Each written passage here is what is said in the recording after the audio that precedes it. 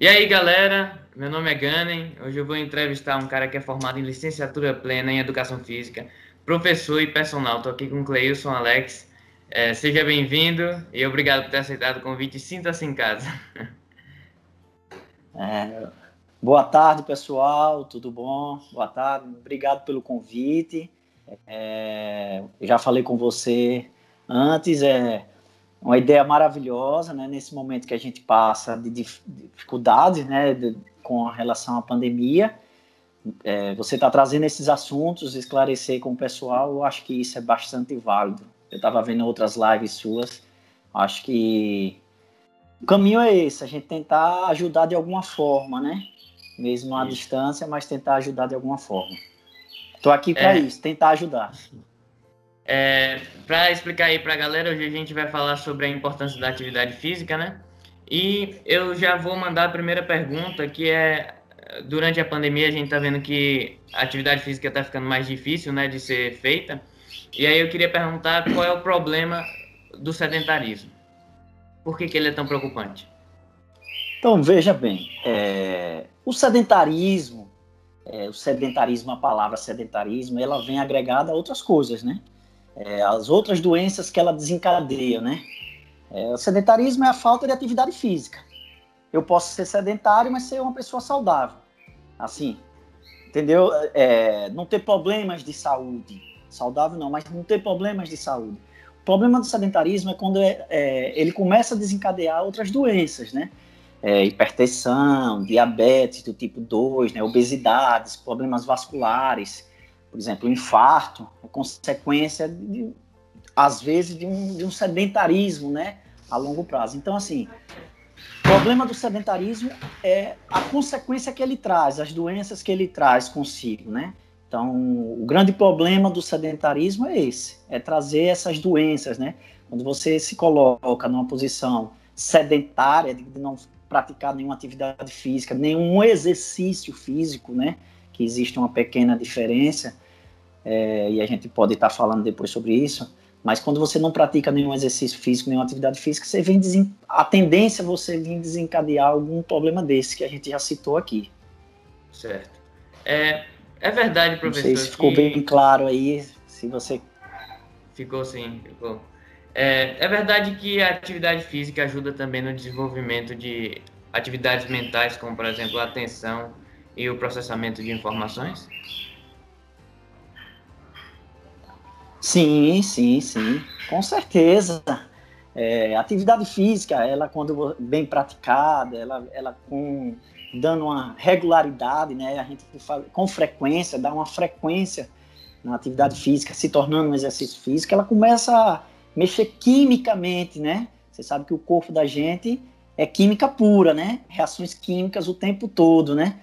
Então, assim, quando você começa a praticar atividade física, exercício físico, quimicamente falando, ele desencadeia hormônios, questões hormonais dentro do seu corpo, que melhora sua atenção, melhora quadros de depressão. Por exemplo, um exemplo que eu posso dar aqui quando você... substâncias que é liberada quando a prática de atividade física, de exercício físico, é endorfina. Todo mundo já ouviu falar, né? Vou liberar endorfina, vou praticar exercício, libera endorfina. Endorfina é uma substância responsável pela sensação de prazer, né? A endorfina, outro que a gente pode dizer aqui é dopamina, serotonina, né? E aí está responsável quando você libera essa substância, ela controla a sua ansiedade. Pessoas que têm TDAH, que é o transtorno de déficit de atenção e hiperatividade, né? Então, com a atividade física, o corpo vai regularizando essa química, né? Vai melhorando essa questão de hormonal dentro do nosso organismo, né? E com isso vai regularizando sua atenção, sua ansiedade.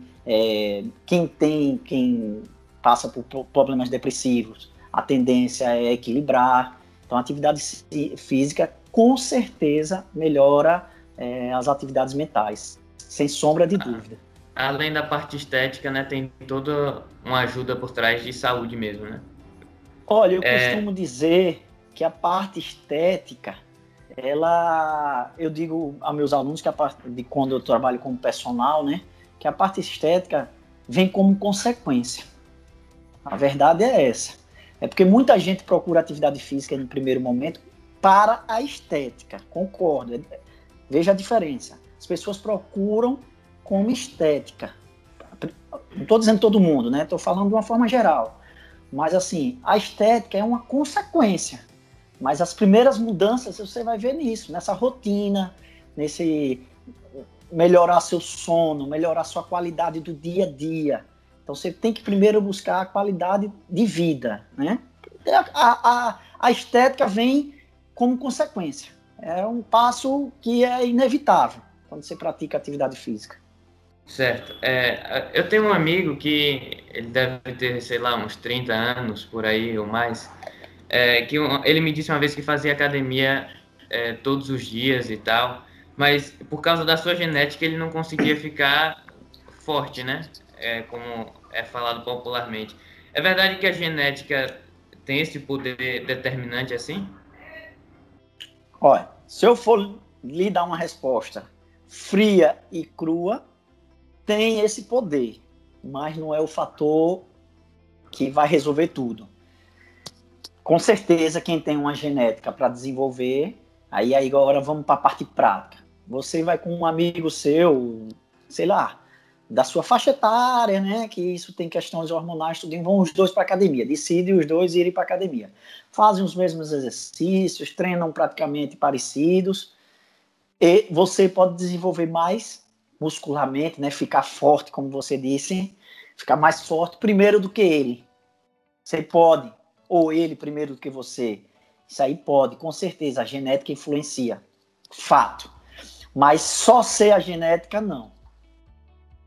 O treinamento, ele é uma coisa bem ampla, né?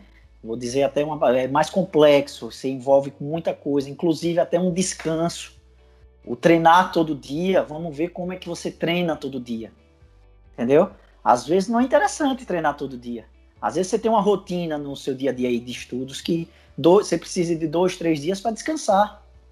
Seu corpo não aguenta. Às vezes você está treinando todo dia, mas o ideal seria que fosse dias alternados. Por quê? Porque a gente tem uma máxima, professores, principalmente personagens trainer, mas professores de educação física, como uma forma geral, tem uma máxima que diz assim: descanso faz parte de treino.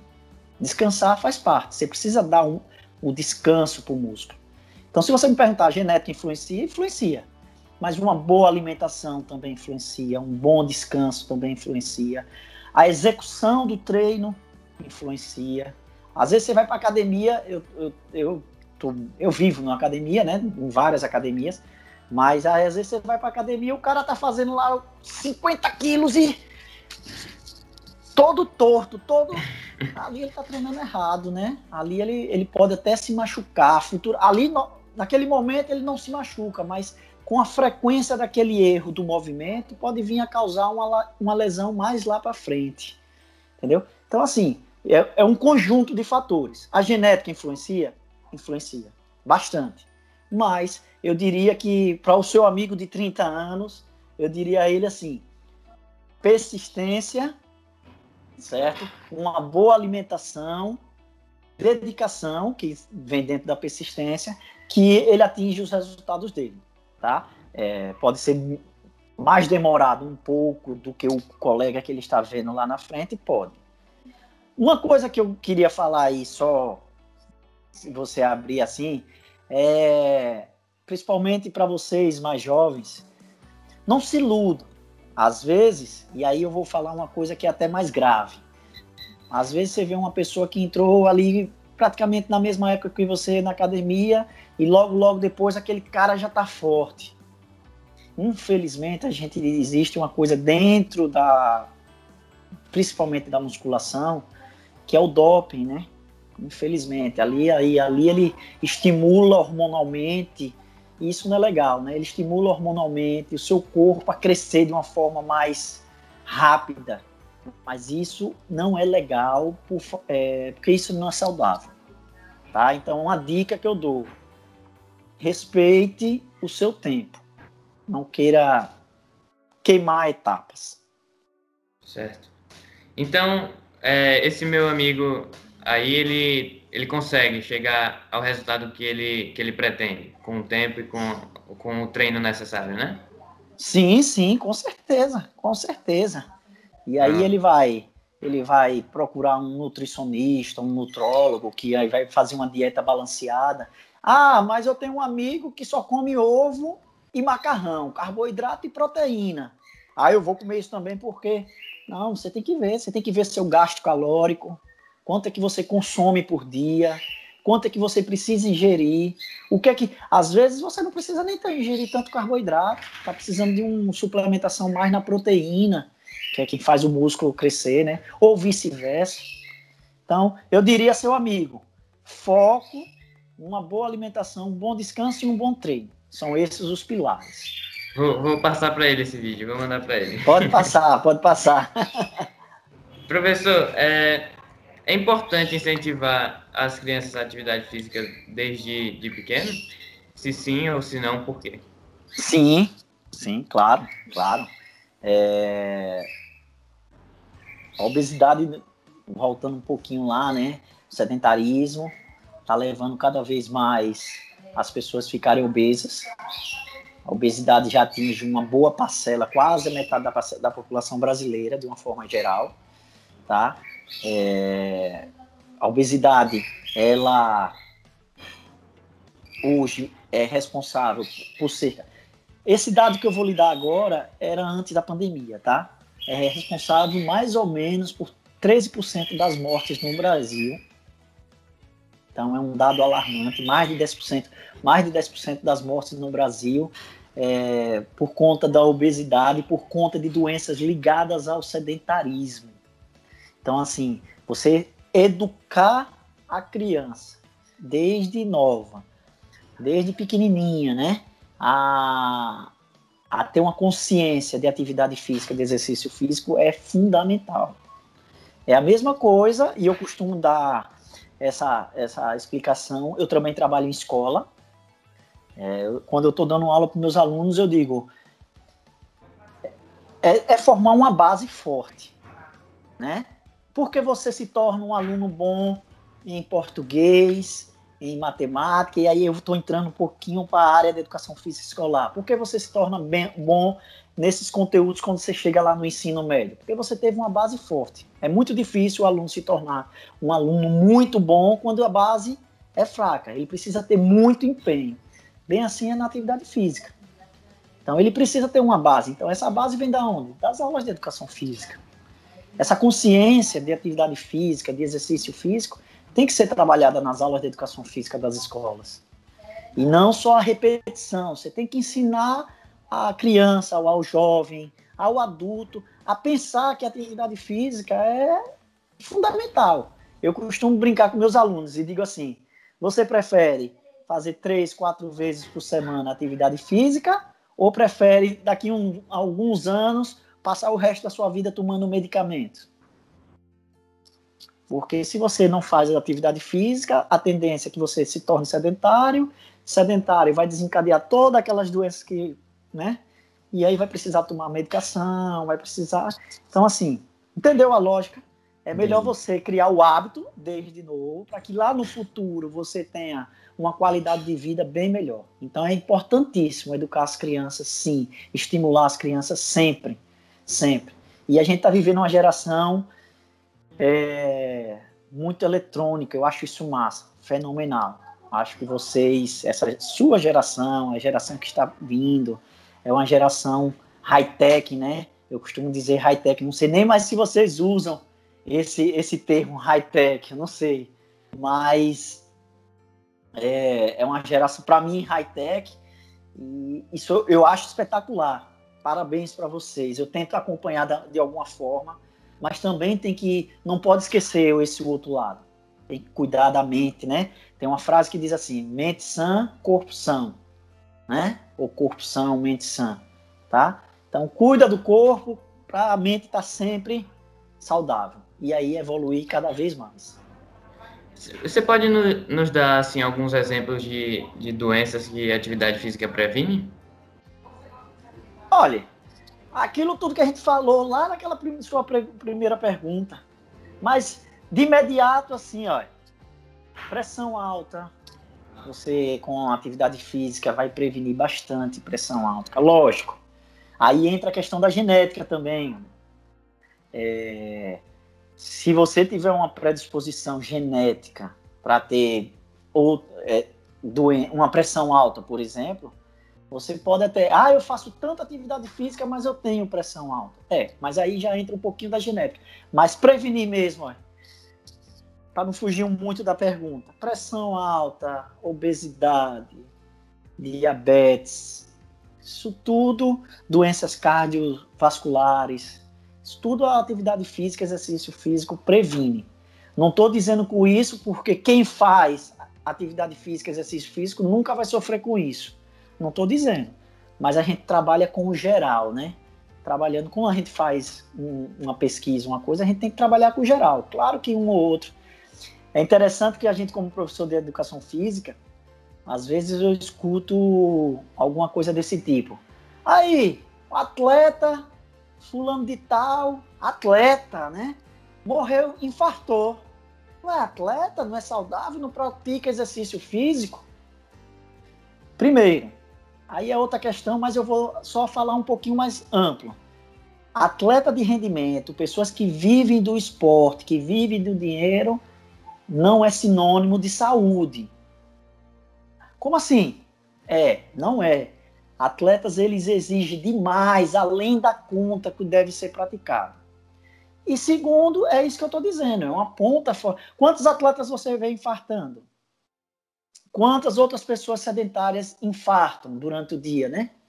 Então, assim, a gente tem que trabalhar no geral. Então, essas doenças, assim, de imediato, vem na cabeça essas daí, porque são as doenças mais comuns, né, que a gente vê no dia a dia, né?